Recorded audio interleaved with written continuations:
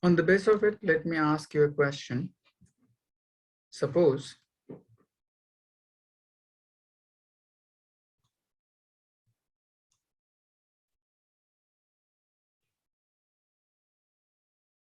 there is a tube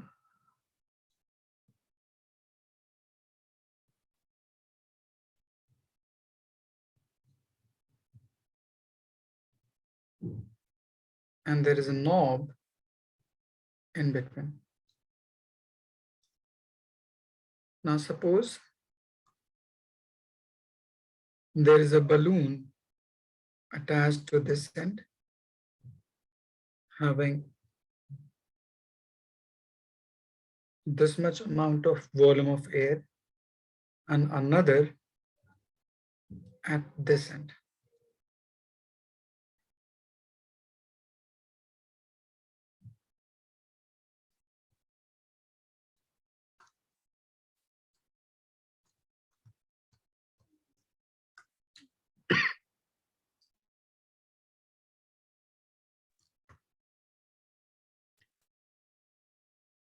And let's say knob is closed at this particular instant of time.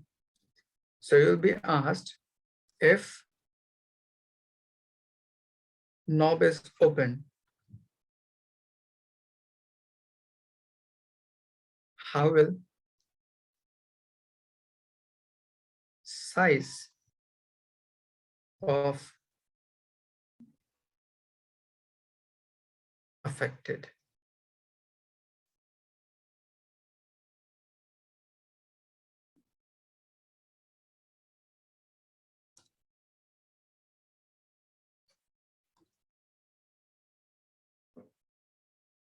Shrab, is it clear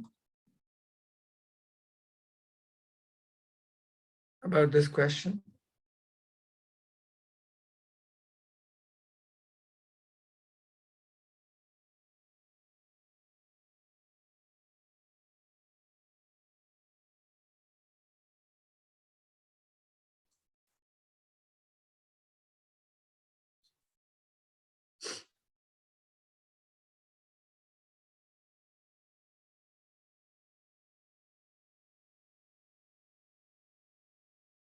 What will happen if you open this particular knob? Let's say if you turn this knob along this direction to open it. So how will the size of balloon be affected?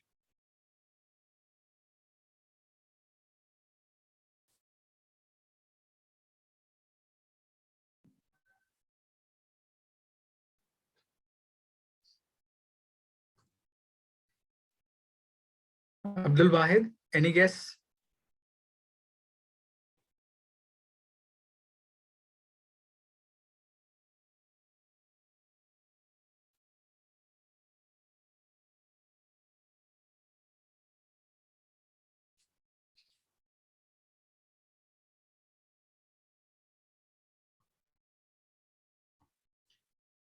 As I defined you above, in case of drop or in case of bubble, pressure difference will be inversely proportional to its radius. So you'll say as Pi minus P naught is inversely proportional to radius. So now, can you define in which of these two balloon pressure difference will be more, in a smaller part or in larger part? Shab?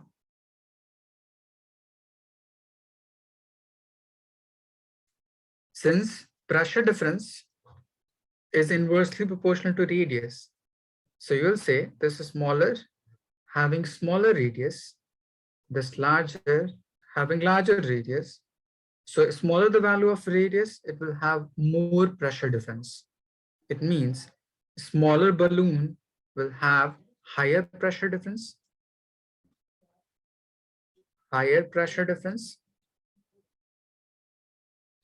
and larger balloon will have lower pressure difference.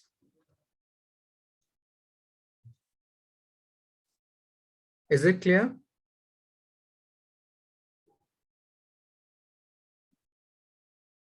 So now, due to this particular pressure difference, there will be transfer of matter from higher pressure to lower pressure.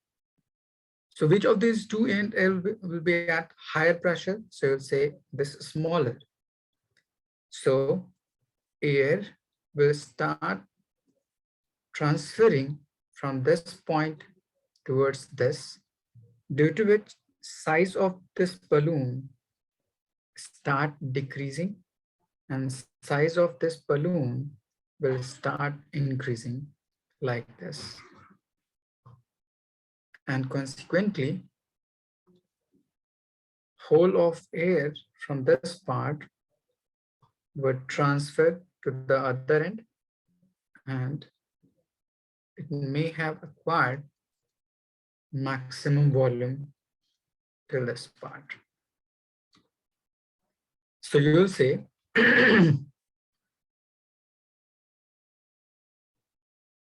smaller will get smaller till it touches the tip, and consequently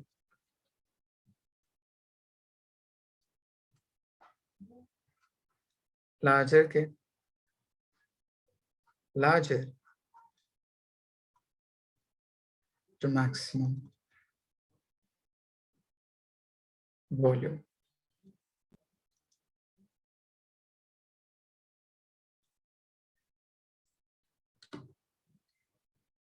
Abdul Wahid, any doubt?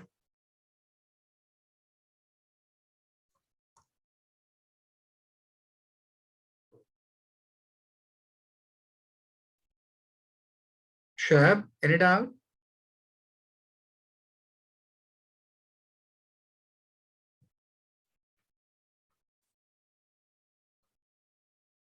Okay, just write it down.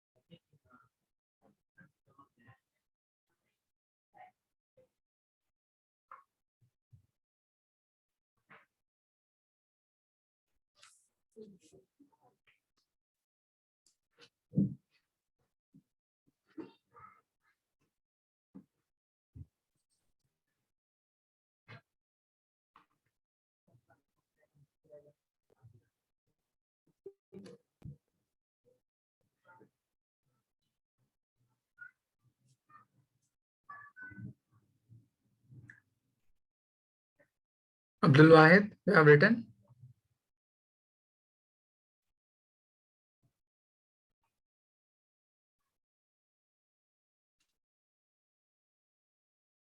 Okay.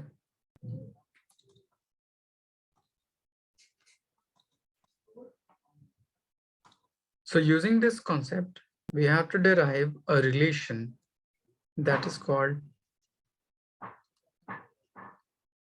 Asin formula.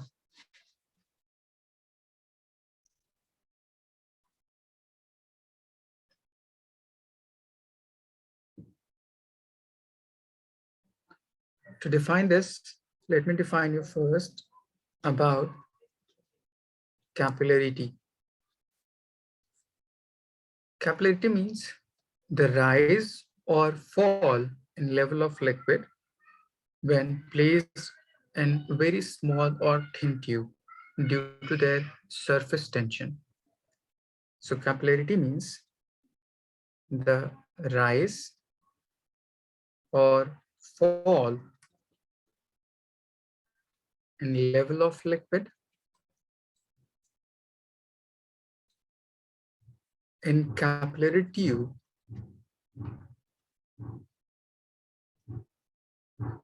due to molecular interaction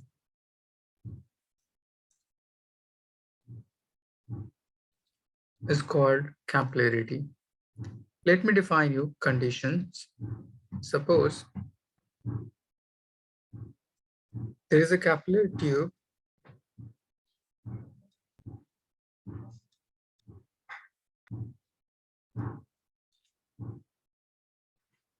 like this, in which if you put liquid, the meniscus of liquid in these tube will be like this in first part.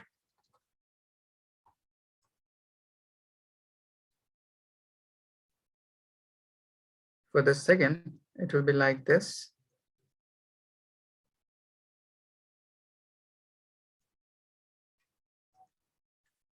And for third, it will be like this.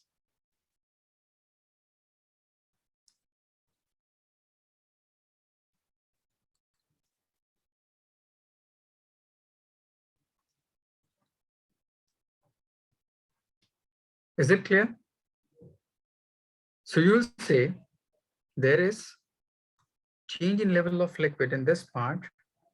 The bottom level is at this point, and sidewise level of liquid is at this point. So liquid, due to molecular interaction, tends to increase or uplift in this direction. In the second example, there is no difference from middle part to the end part of this particular meniscus. So you'll say will be no rise or fall in level of liquid. In third part, there is difference in this particular meniscus. So liquid will tend to go in downward direction. And the molecular interaction of this particular liquid with this particular surface will be either adhesive force or cohesive force, or you'll say this will be due to surface tension. Is it clear, Abdul Wahid?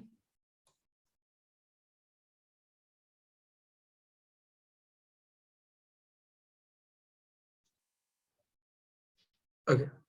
Now we have to calculate amount of change in level of liquid in these meniscus. This phenomena of rise or fall in level of liquid in this very thin tube is called capillarity. So we have to calculate formula or derive a formula for this upliftment or this downfall of liquid or layer of liquid. First, write it down. I'm defining how to calculate.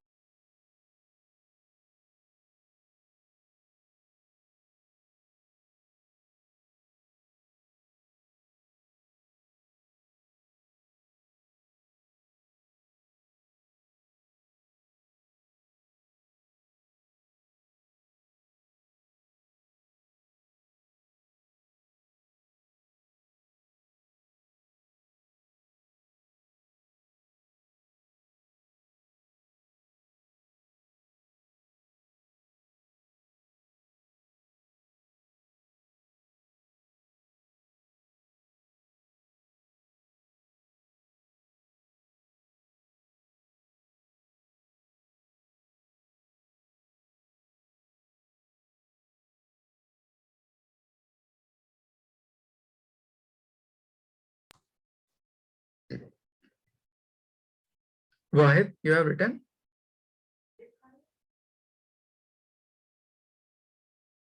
Okay.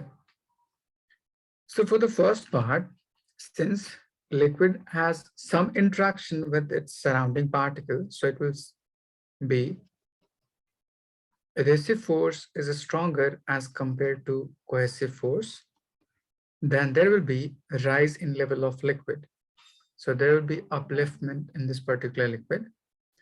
In second part, adhesive force is equals to cohesive force. So there will be no change in level of liquid. So it will remain in equilibrium. In third part, adhesive force is smaller as compared to cohesive. So there is some downfall on this particular liquid. So you may be asked to define structure of that particular meniscus. So in this case, structure of this meniscus is concave. In this term, it is plane, and in this term, it will convex.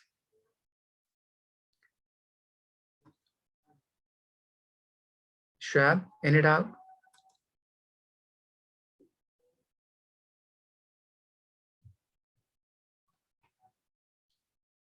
Now, on the basis of this arrangement, we have to calculate change in level of liquid. Let's say this particular tube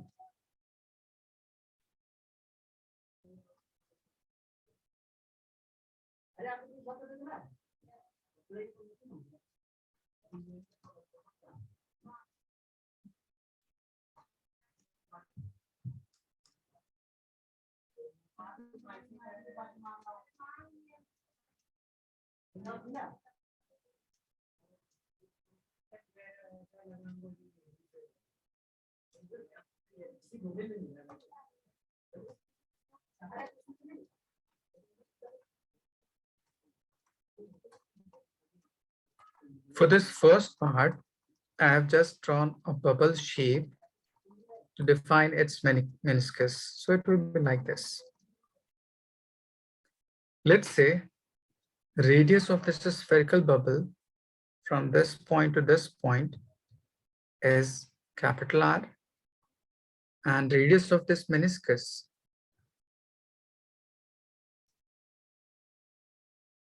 or this capillary tube from this point to this point is A. So this will be triangle. There will be surface tension at this point of junction. So it will be along this direction between liquid and surface or liquid and solid. There will be another surface tension tangential to it along this direction. So angle in between these two surface tension is called angle of contact. So it will be just theta. So this theta will be equivalent to this particular part as well. Now for this particular triangle, this is theta, hypotenuse, and this is base. So cos theta equals to base over hypotenuse. So R will be equals to A divided by cos theta. Is it clear?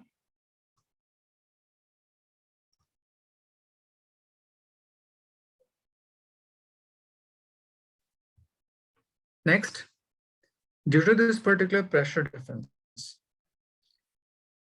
so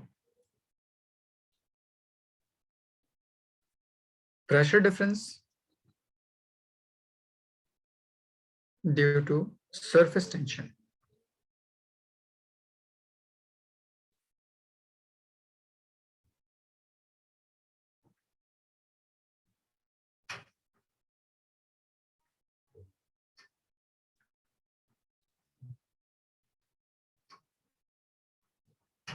It will be Pi minus P naught equals to 2T by its radius, that is R. Let's say this is equation first. Similarly, since there is change in level of liquid, so due to column of liquid,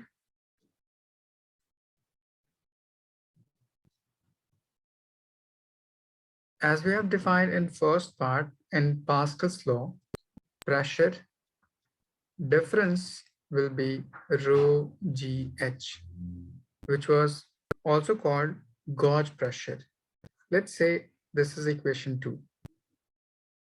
Now, as you see, in left hand side in both equation, these are same term. So you'll say from equation first and equation second, rho GH must equals to 2T by R. If you put the value of R to be E by cos theta and rearrange this equation to get H. So H will be equals to 2T cos theta divided by rho GA. So this will be a total height raised by this particular liquid due to molecular interaction. This is called height of ascent or ascent formula. Is it clear? Abdul Wahid?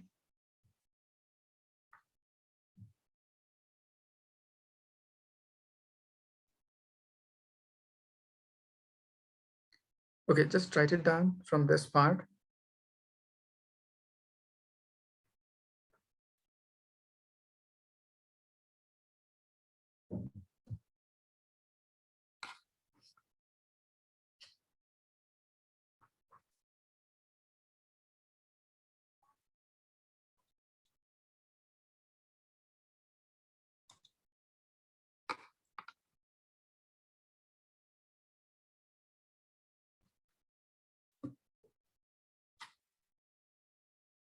This height is basically from this point to this point. That is only this part, H. Sure, any doubt?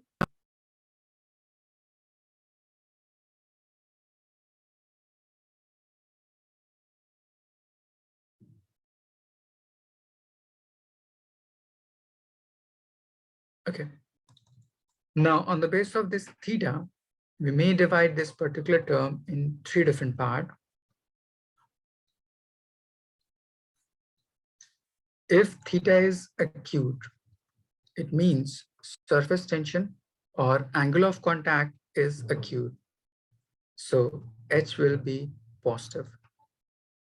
It means liquid will rise up. So there will be a rise in level of liquid. If theta or angle of contact is 90 degree, so cos 90 will be 0. So H will be 0. So there will be no change in level of liquid.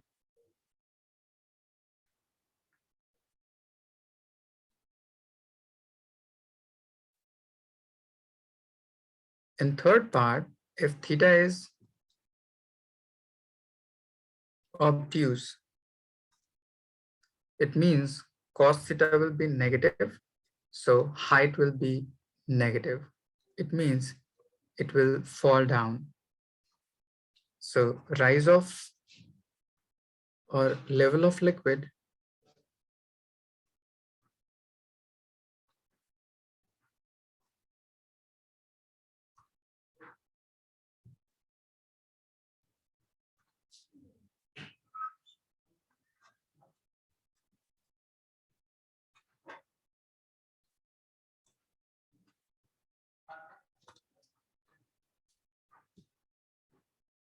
Abdul Wahid, is it clear?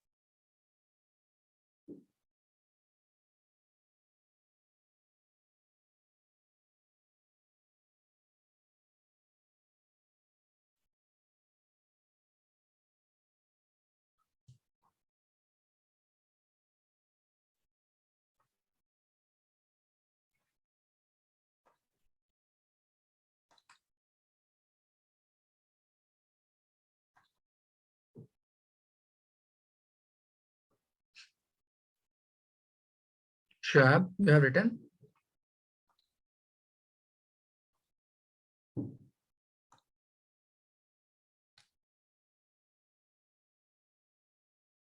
Okay.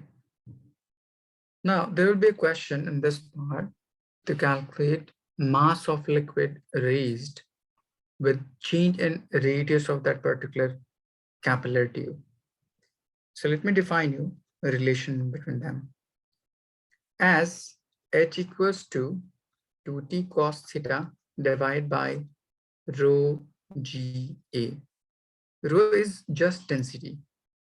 We can rewrite this density in terms of mass as 2t cos theta divided by density. So density will be equals to mass by volume. So mass divided by volume. Volume will be equals to area of base into height divided by g into a equals to h. So this h and this h will cancel out. This a and this a will cancel out. So you'll get mass equals to 2t cos theta times pi into a divided by g. This whole term is constant. So this m will be directly proportional to a, that is a radius of this particular capillary tube. So if you change the radius of this capillary tube, correspondingly, there will be directly proportional change in mass of raised liquid. Is it clear? So you'll be asked, if radius of capillary tube becomes twice, how will mass of liquid raised will change? So you'll say it also become twice. Is it clear? So you can say mass of liquid raised in this particular tube will be directly proportional to radius of tube or capillary tube. Shoaib, any doubt?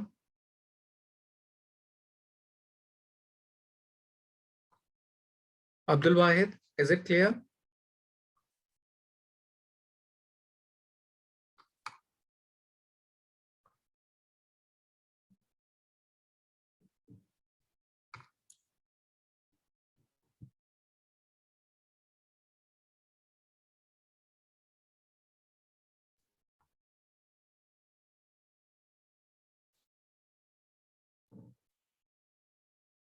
Good. Shoaib, any doubt?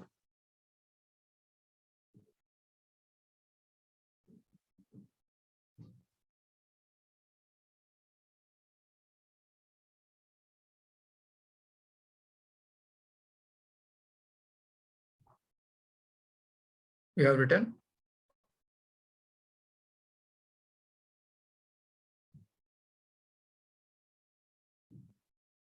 Okay.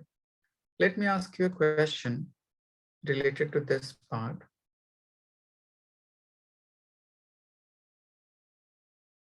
If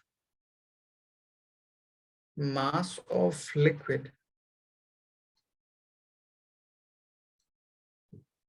raised in capillary tube of radius A is 5 gram, find mass of liquid if radius becomes A by 2.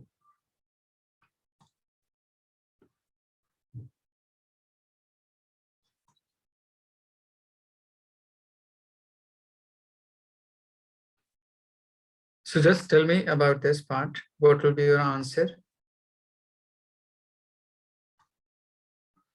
Initially, radius was A, so that mass of raised liquid is 5 gram. Now radius changes to A by 2, then calculate mass of liquid that will rise.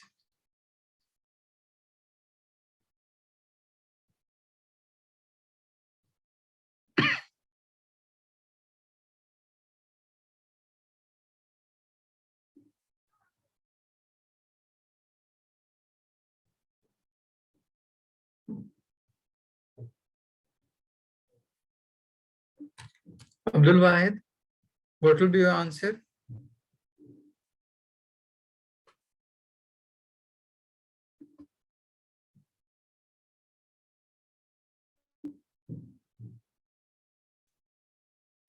Just use this above concept. Mass of liquid raised in a particular tube will be directly proportional to its radius.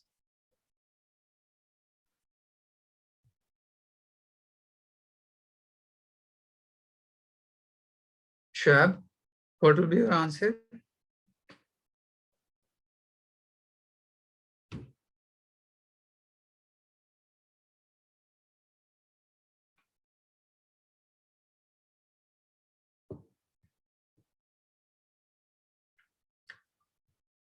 You will say for radius A, mass is just 5 gram.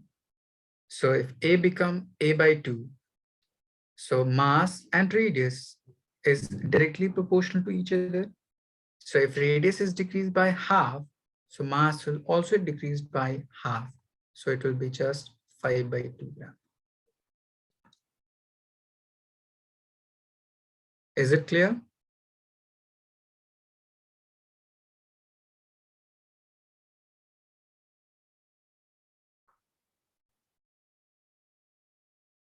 Shoaib, any doubt?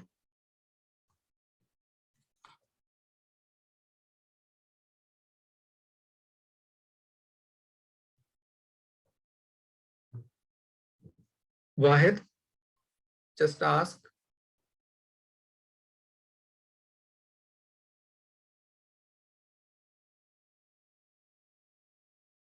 Okay. So this is all about the hydrostatic part or fluid at rest. Now let's start dynamic part or motion of fluid. You all have written?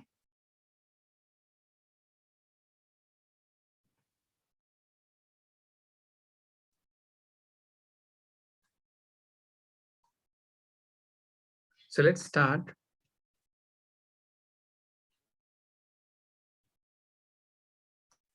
Hydrodynamics. In this, we first start with Newton's law of viscosity. Newton's law of viscosity.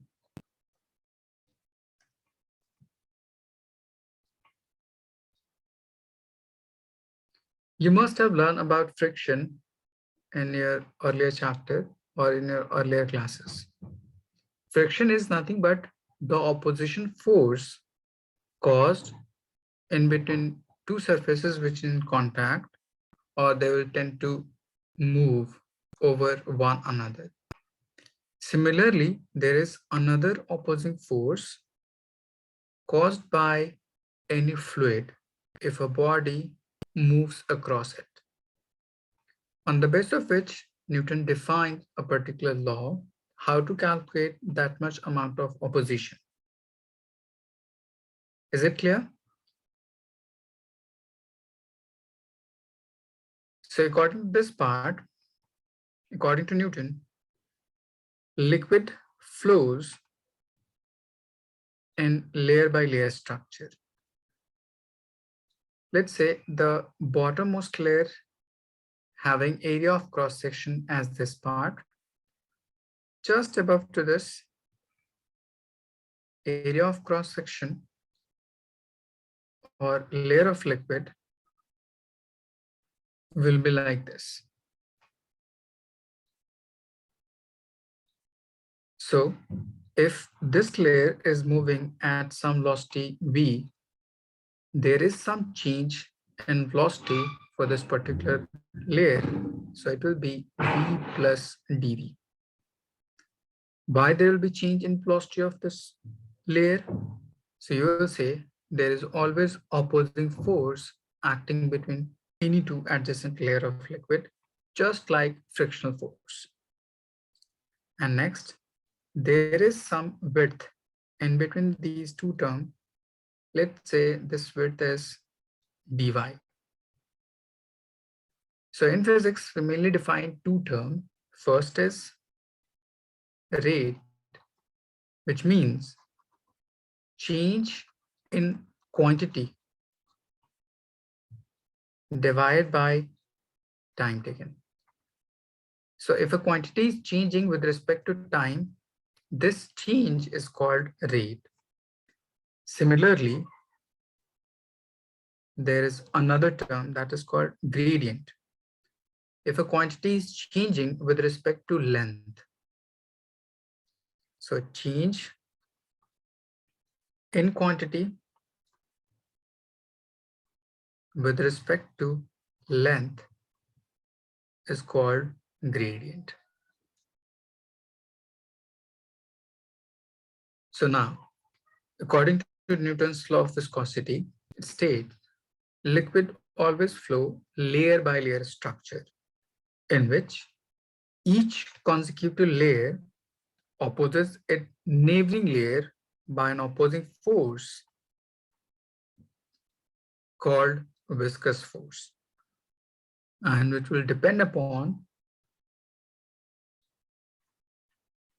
area of this particular liquid layer, let's say A, and there is change in velocity between this layer to this layer with respect to length. So it is called velocity gradient. So let me define you about Newton's law of viscosity. It states liquid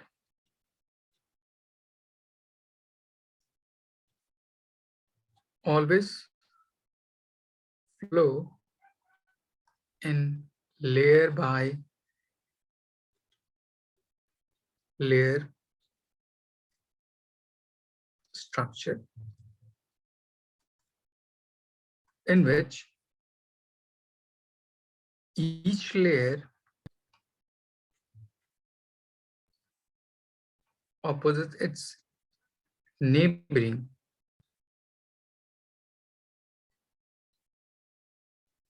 by a force called viscous force. Just like friction, which is acting in between two solid surfaces which in contact. Now, this viscous force will depend upon certain factors. First is area of liquid film, and second is velocity gradient. So it is directly proportional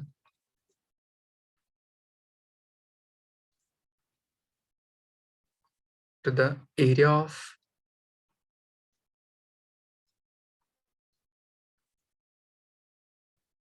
liquid film or liquid layer, and also to velocity gradient.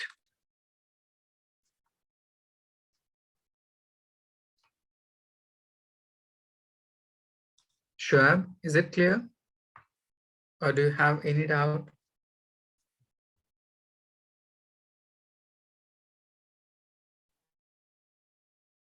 Wahid?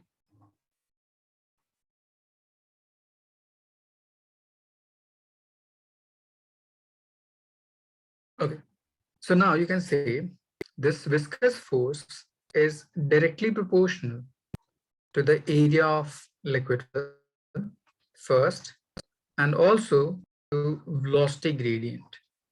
So we can write F directly proportional to A and also to velocity gradient. It means change in velocity with respect to change in its width or change in its length.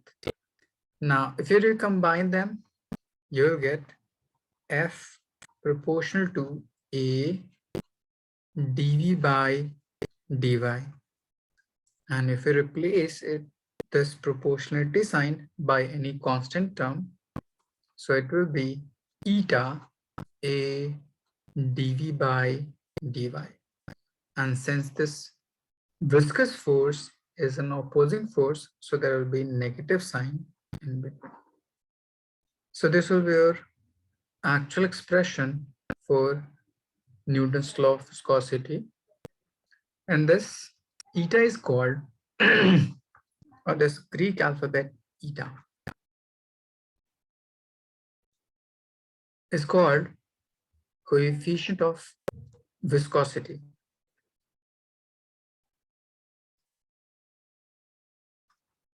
Just like mu, coefficient of friction, which is defined for any two solid surfaces, but it having some unit.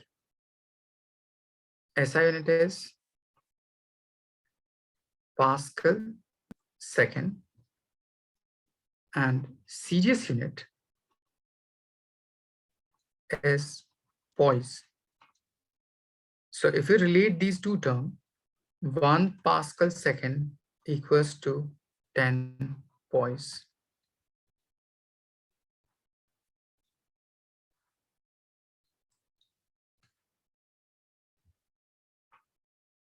Is it clear?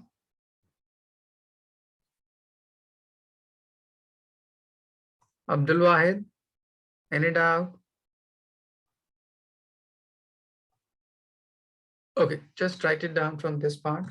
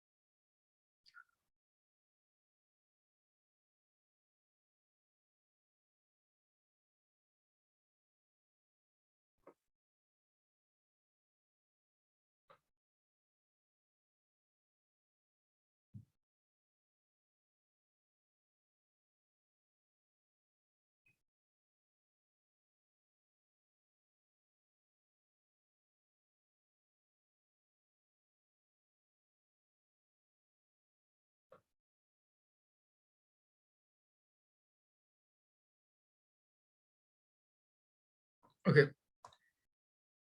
now there is some relation for this particular eta. If you rearrange this particular equation, you can write eta equals to F by A whole divided by dV over dy. In this particular negative sign, which defines only opposition nature and nothing more, I'm just calculating magnitude part only. So this numerator part is basically force per unit area, which will define you about stress. And in this part, is the stress is about, or it is along tangential direction. So you'll say this will be shear stress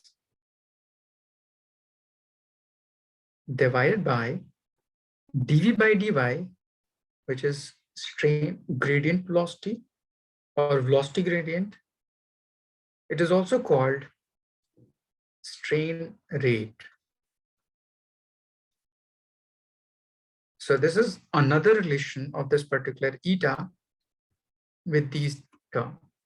So you'll be asked directly, what will be the ratio of shear stress to the strain rate?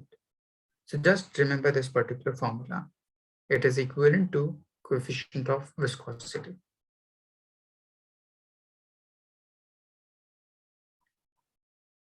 Sure. Any doubt?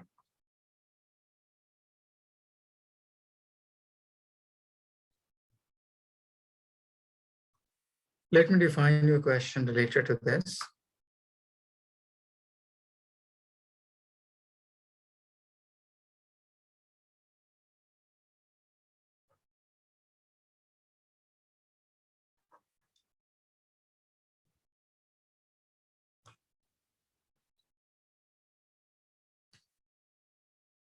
Suppose there is surface on which a block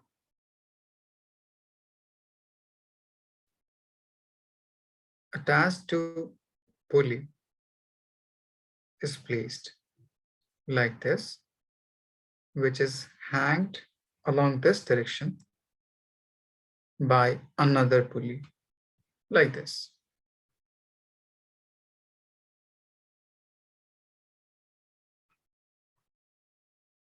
This particular block is placed over layer of liquid,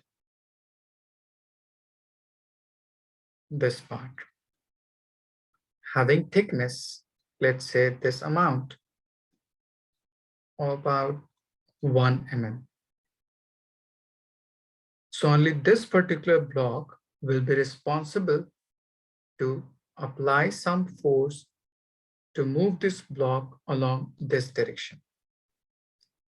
Let's say this block having mass m, so it must apply some force due to gravity, mg, to move this along this direction. Is it clear?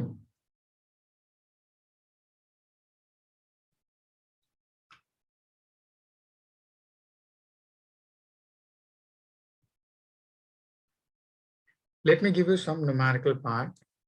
Velocity of this particular block is 5 centimeter per second. Mass of this block is 2 kg. And area of this liquid film is 4 mm squared. Then find eta for this part. So according to this problem, you say force applied due to this particular mass must be equivalent to viscous force acting on this particular block, so that if two forces will cancel out each other, this block will move with constant velocity. So force will be due to m times g, mass is 2 and g is 10, so it will be just 20 Newton. Area of cross section is given 4 mm squared, so it will be 4 into 10 to the power minus 6 meter squared. Thickness, that is delta y, or simply y, is 1 mm, which means 10 to the power minus 3 meter. And velocity or change in velocity is 5 centimeter per second. So it will be 5 into 10 to the power minus 2 meter per second.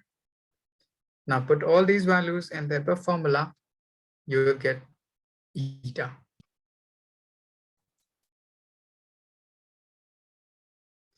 Try to simplify, put all the values in the above part and try to solve.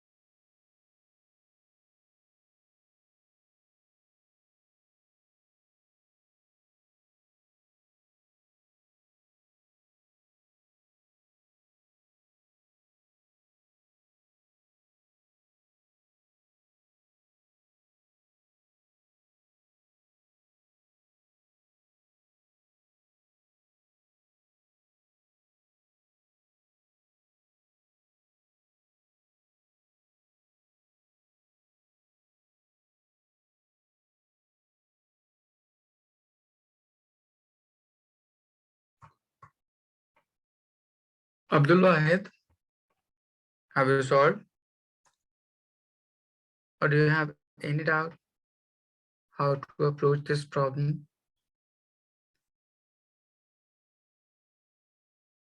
Just put the above formula. Eta equals to F by A divided by delta V by delta Y. So you can write eta equals to F times delta Y divided by A times V.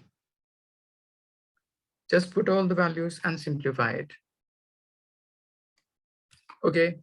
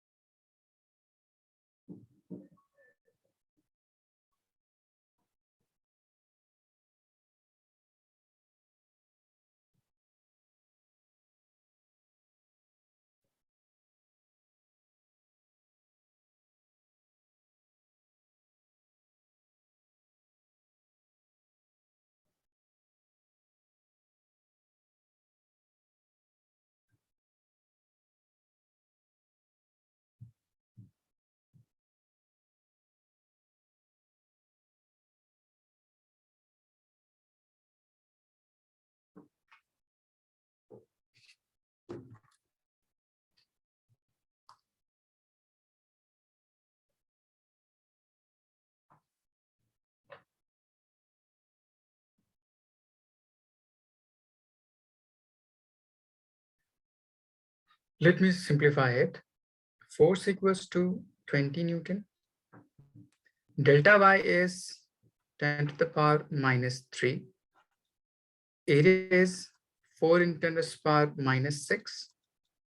And velocity is 5 in 10 to the power minus 2.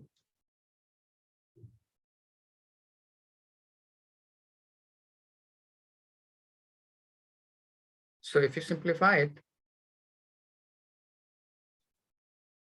4 and 5 times, 5 and 5 will cancel out. So you'll get 1 into 10 to the power minus 3. This minus 6 on moving to numerator, it will plus 6 and 10 to the power plus 2. So minus 3 plus 6 and plus 2. So it will be around 1 10 to the power 5 Pascal second. Is it clear?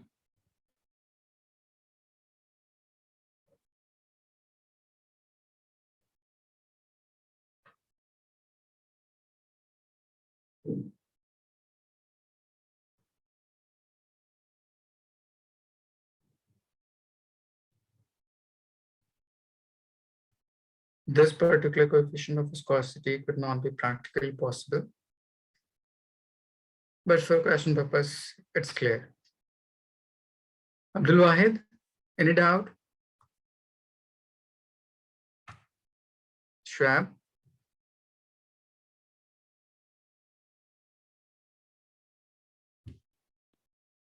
So Newton's law of viscosity basically defines you the opposition between layer of liquid. Next is on the basis of this viscosity, we can define different types of flow of liquid.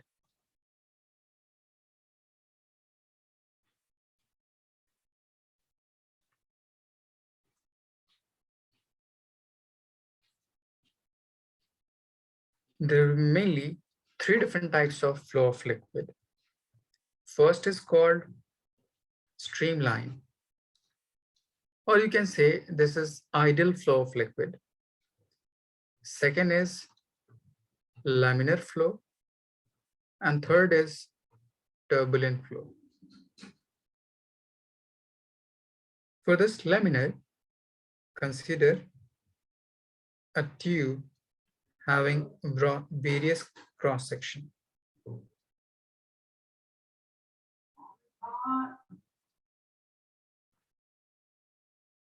So it will be like this, in which velocity of each layer at any instant will be same. Let's say for this cross-sectional area A1, velocity of each layer will be equal to each other. It means it will be always possible if there will be no friction or no opposing force or no viscosity. Similarly, at this instant, for area of cross-section A2, velocity of each layer will be V2. That's why streamline flow is also called ideal flow. So this could be possible in some condition if liquid is non-viscous liquid, it should be incompressible,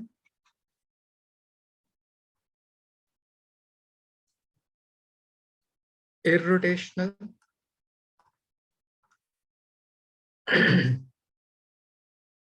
and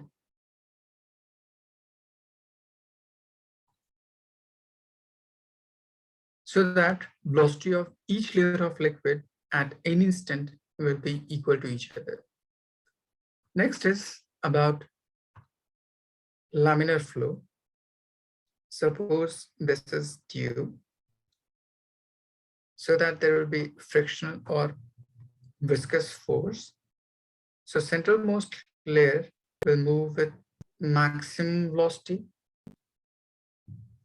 and then velocity of each layer adjacent to it will get decreases by some amount.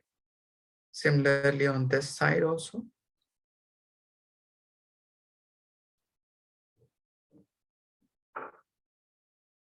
Like this. So there is some viscosity in between layer of liquid so that they oppose each other. So velocity at the middlemost layer will be maximum. Next is turbulent flow. Suppose this is tube and liquid is flowing into it, and may have different velocity for different layer of liquid. So if velocity of this layer is greater as compared to the centralmost part, so it may get a spiral at any instant like this. Similarly, like this, and so on. So these spiraling behavior of flow of liquid in a particular tube is called eddies formation. And the flow for which there will be some formation of eddies is called turbulent flow.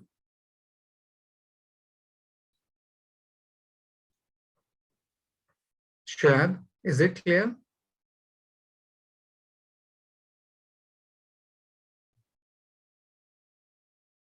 Wahid,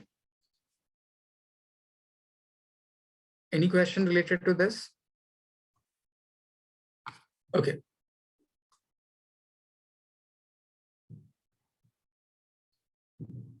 Just write it down.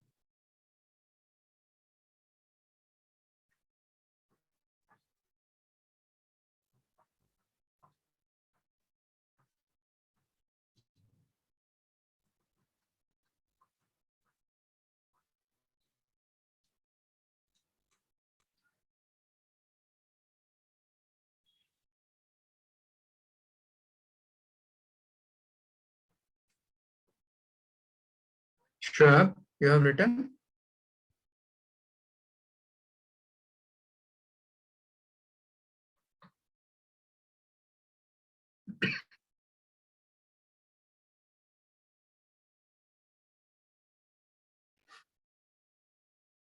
Okay. Now, to define these different flow of or types of flow of liquid, a scientist called Renault defined you a number on the basis of which we can define different types of flow. So streamlined, you can write it as ideal flow. Then let me define you about those number, how to calculate it. Reynolds number.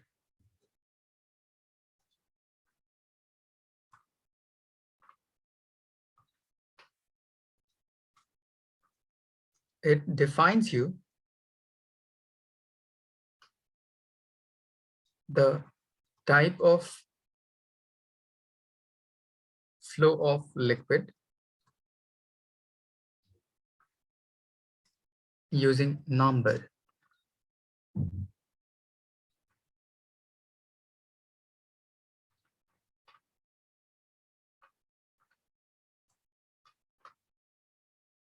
Suppose there is a tube whose diameter is D, in which liquid is flowing along this direction at some critical velocity, the velocity for which liquid will behave as streamline. So let's say velocity of liquid in this condition is Vc, that is critical velocity. Density of liquid is rho, and coefficient of viscosity is eta. Consider in a tube of diameter d, a liquid having density rho and coefficient of viscosity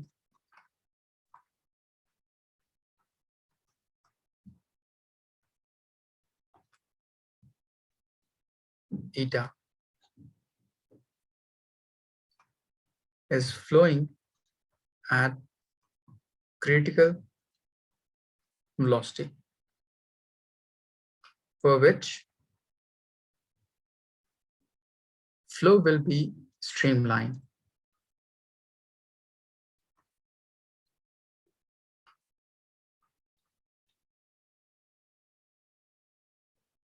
Abdul Wahid, any doubt?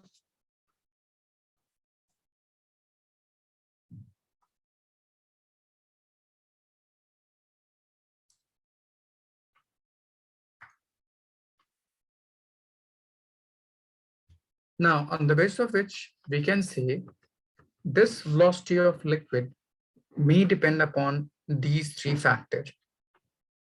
So, critical velocity of liquid flowing will depend upon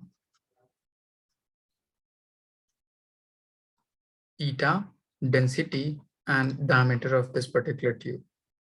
So we can rewrite V equals to some constant K eta raised power x rho to the power y and diameter to the power z. So this is the expression for getting critical velocity. Now, in dimension analysis, we have learned how to calculate the value of x, y, z. So for this part, just write the dimension of each part along left hand side and right hand side. So in left hand side, we have velocity, whose dimension will be mlt to the power -1, k being proportionality constant, so it will be unitless, so neglected. Eta having dimension ml -1, t -1 to the power x, density, mass per unit volume to the power y, and diameter is length.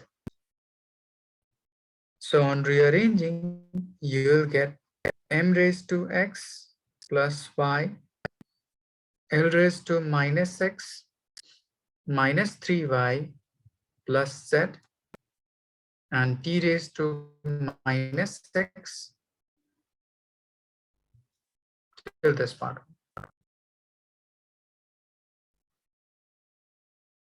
Shoaib, any doubt till this part?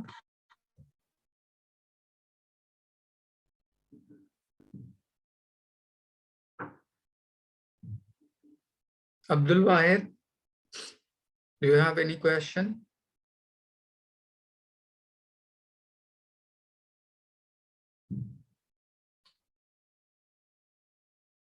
Okay, just write it down and try to simplify for x, y, z.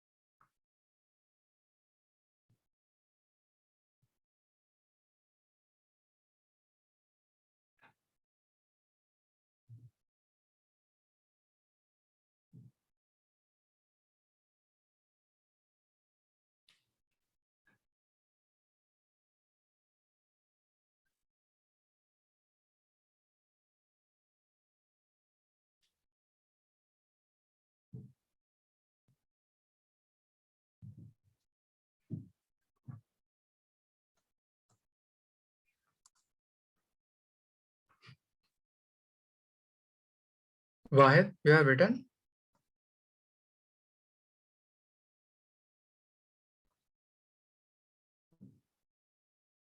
Okay.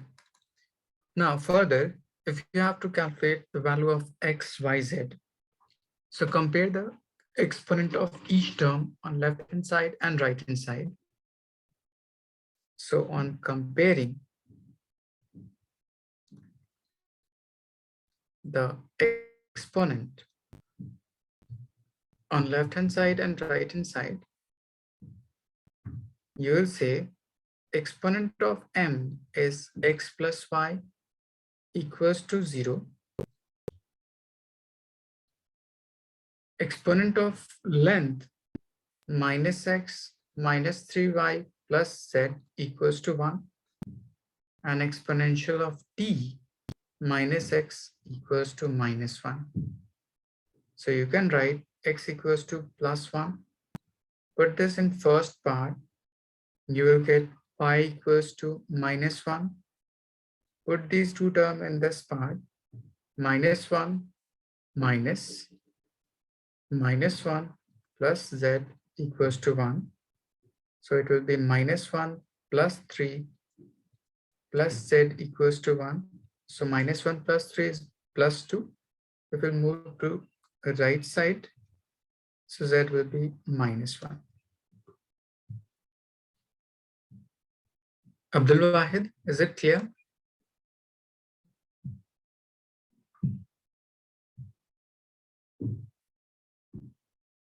I've just compared the exponential of each part on right hand side and left hand side to find the value of x, y, and z. And now, if you put all these terms in above equation, you'll get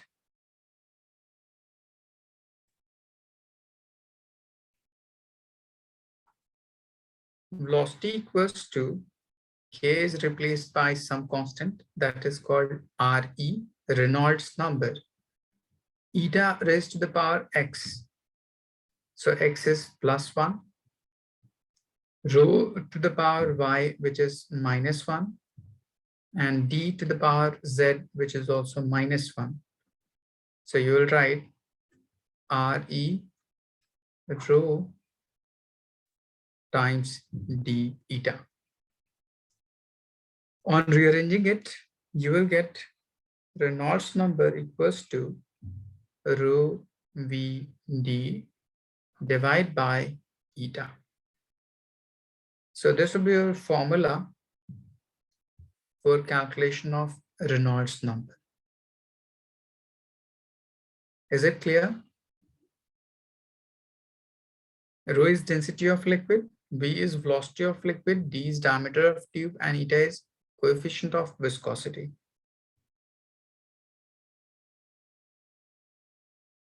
There is another relation in which you will be asked question, and that will be in terms of flow of liquid. So you'll say, and we can write rate of flow, which is denoted by Q, equals to volume of liquid flowing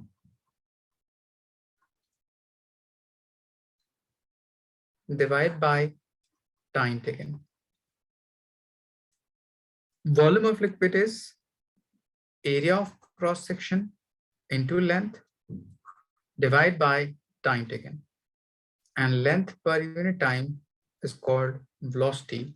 So it will be area into velocity. So you can say Q equals to area into velocity.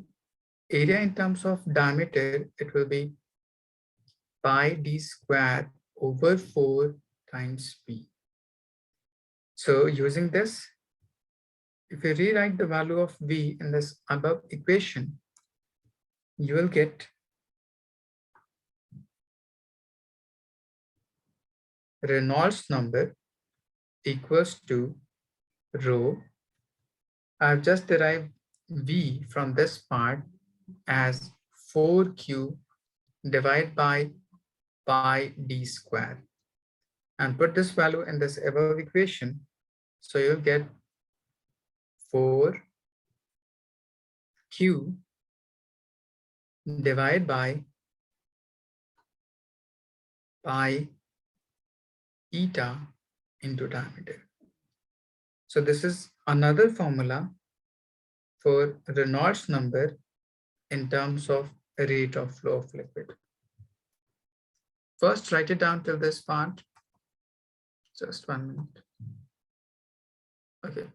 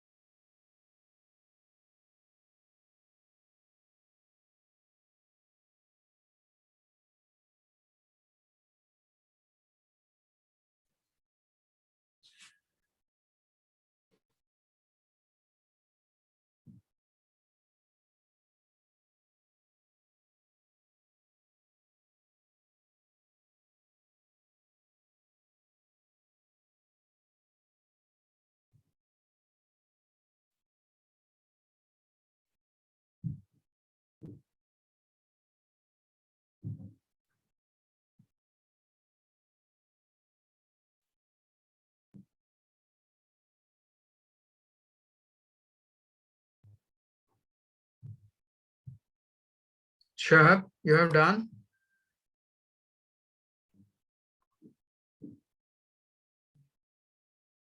Abdul Wahid?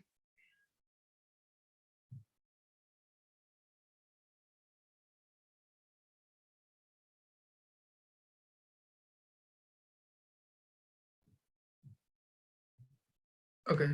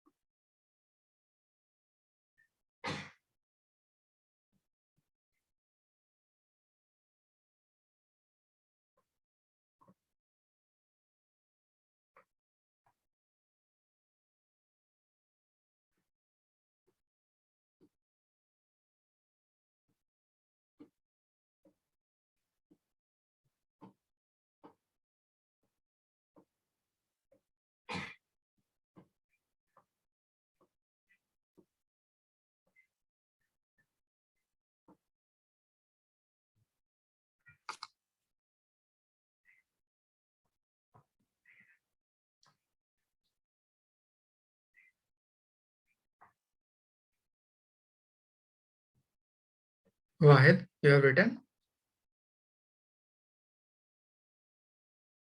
Shahab?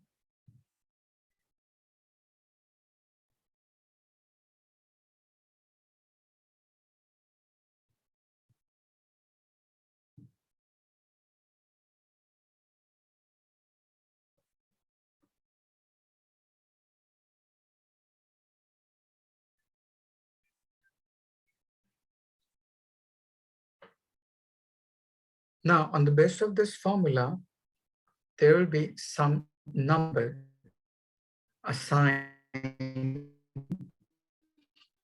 for the flow of liquid in different conditions. First is if is less than 1000.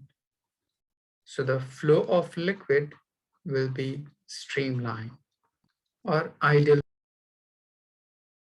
If Reynolds number is greater than 1000 and less than 2000, so flow will be laminar.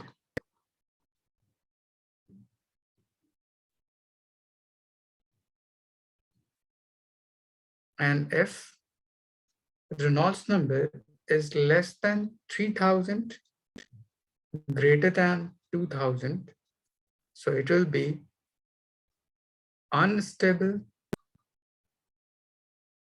between laminar and turbulent. And if Reynolds number is greater than 3000, so it will be turbulent. So on the basis of these numbers, we may define the type of flow, whether it is ideal flow or non-ideal flow. Abdul Wahid, any doubt?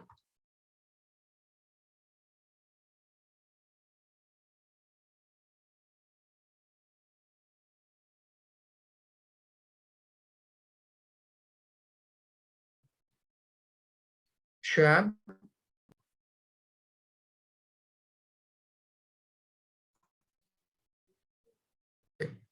Now let me define you question.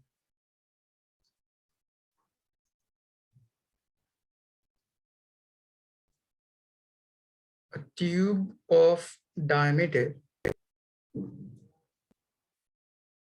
20 centimeter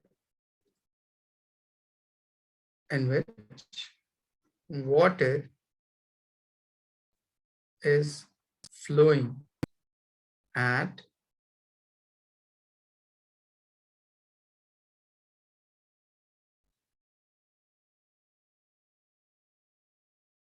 48 liter, 4.8 liter per minute.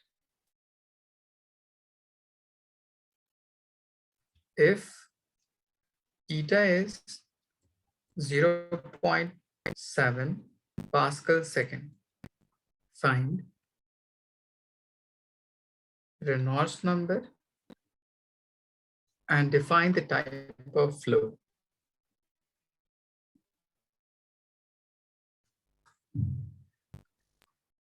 Let me rewrite the given term according to this question. We have diameter as 20 centimeter. So we can write 0.2 meter. Flow of liquid is 48 liter per minute. It means Q is equals to 48 liter. If you have to convert liter into SI unit, just multiply it by 10 to the power minus 3. It will be meter cube. Per minute multiplied by 60, so it will become per second. Next is eta, that is coefficient of viscosity, 0.7 Pascal second, and density of water is 10 to the power 3 kg per meter cube. Just put all these values in this above formula and try to simplify it for Reynolds number. Try to solve.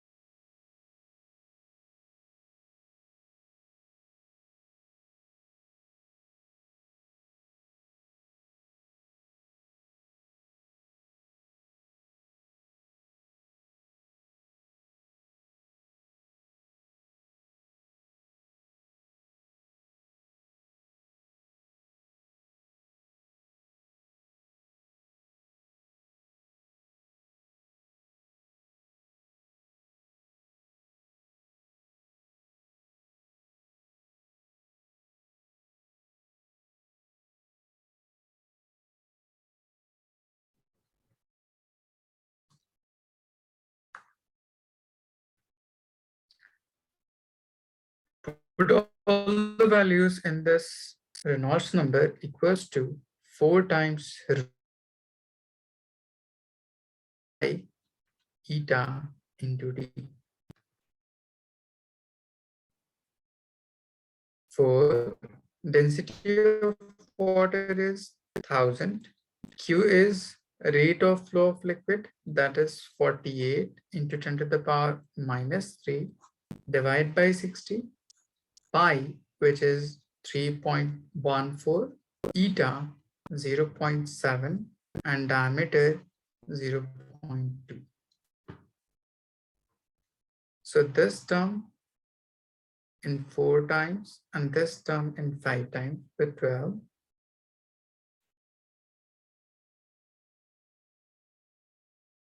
If you remove, there will be 10 into 10.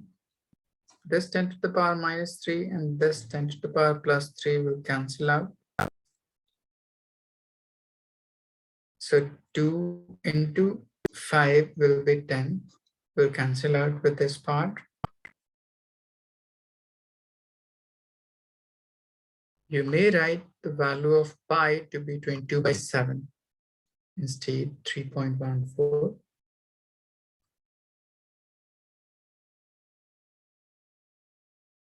So it will be 22 by 7. So this 7 and this 7 will cancel out. 2 times and 11 times. Now you will left with 2 into 4, 8, divide by 11, 10 to the power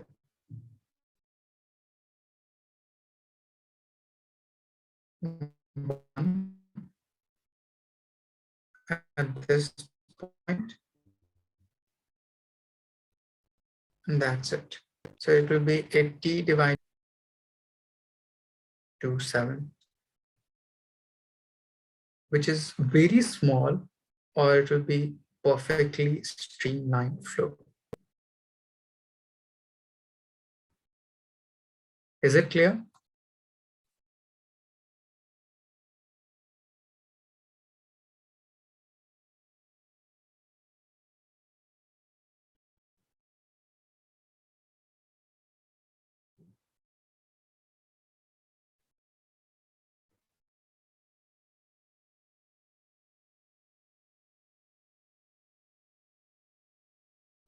Abdul Wahid, any doubt?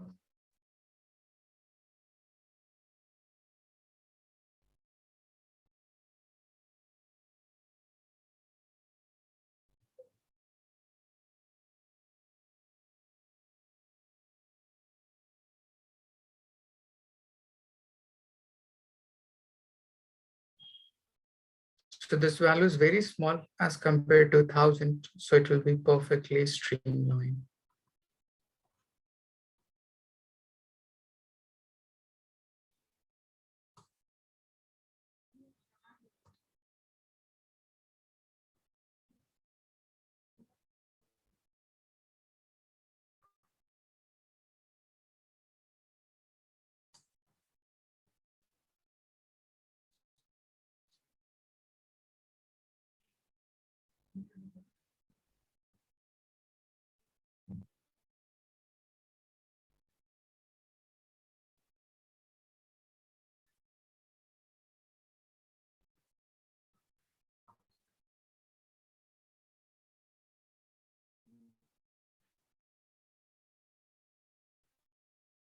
Abdul Wahid, you have written?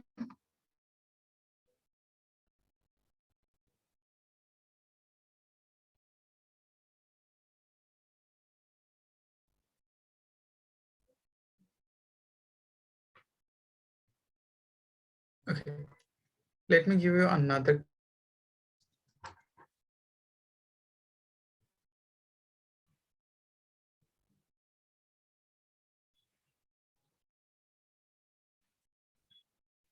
If a liquid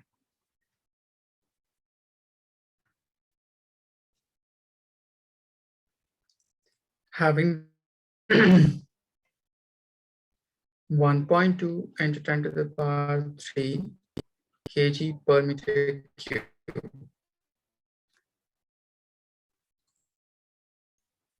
is flowing in a tube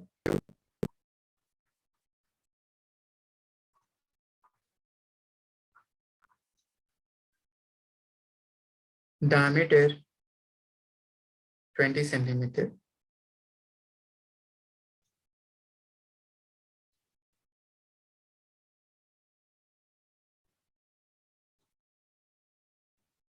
at velocity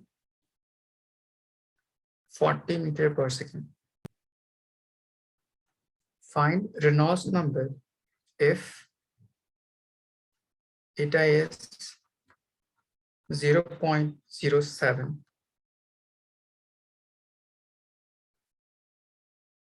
Pascal seconds.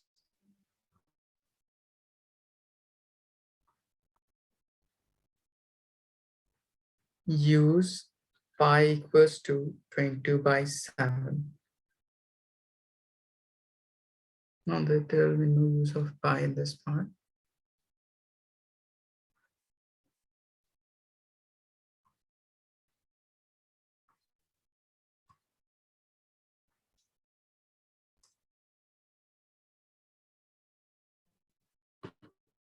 Just use the given term, write the formula of Reynolds number according to this part, and then try to define the type of flow.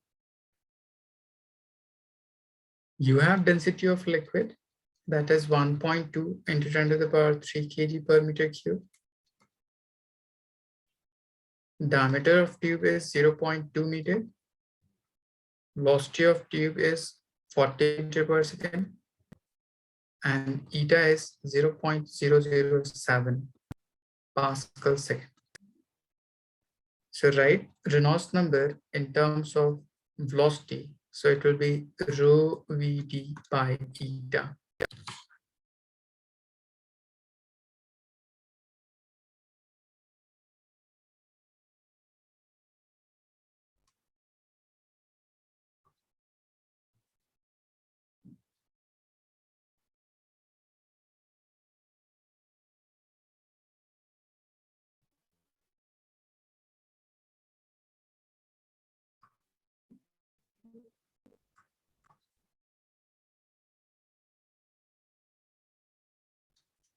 Okay.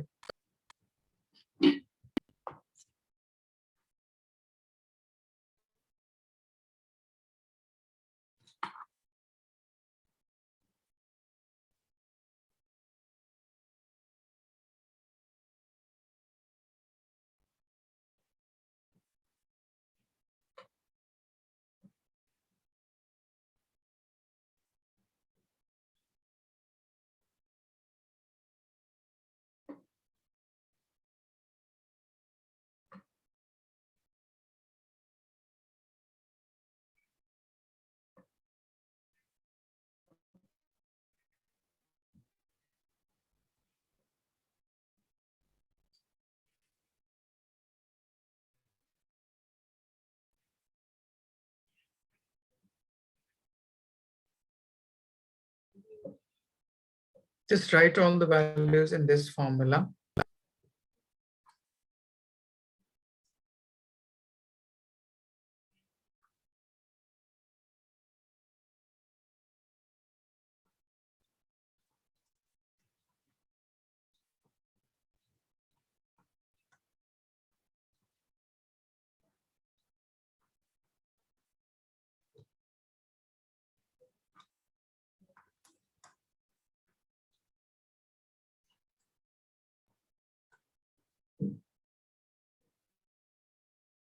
So this 0 and this 0 will cancel out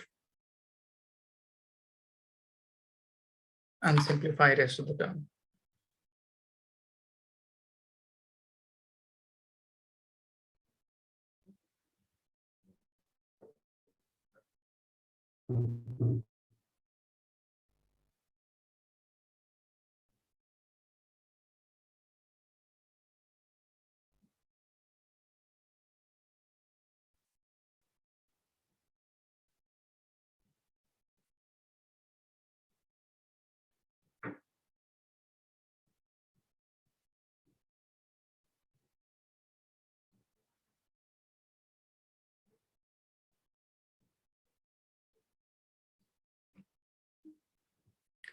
Abdul Wahid, any doubt?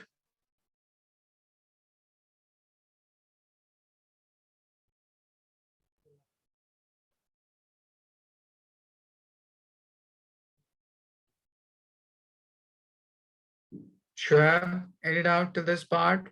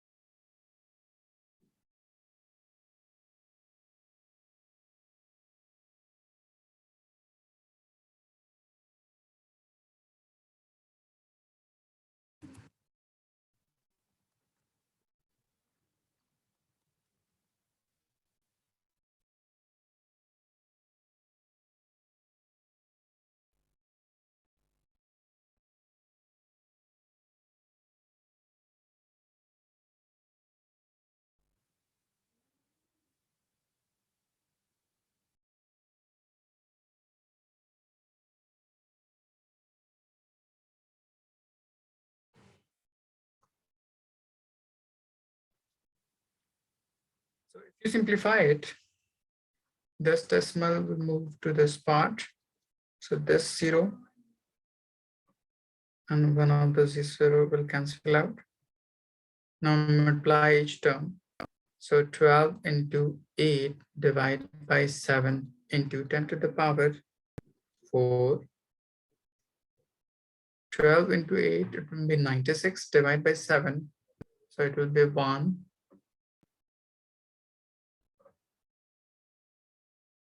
2, 8.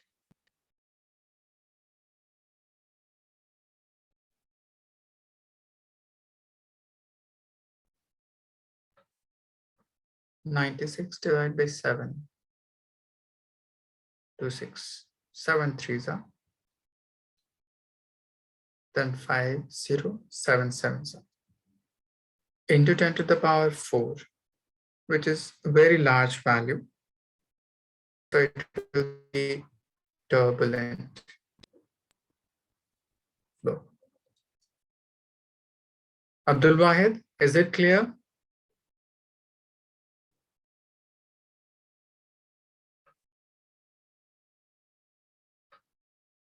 Okay, so let's stop here for today's class. In next class, I will define you Bernoulli's theorem and its application, and some part of this viscosity, that is Stokes' law and turbulent velocity. Okay.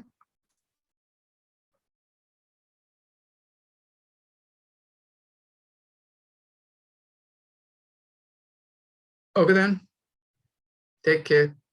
Allah Hafiz.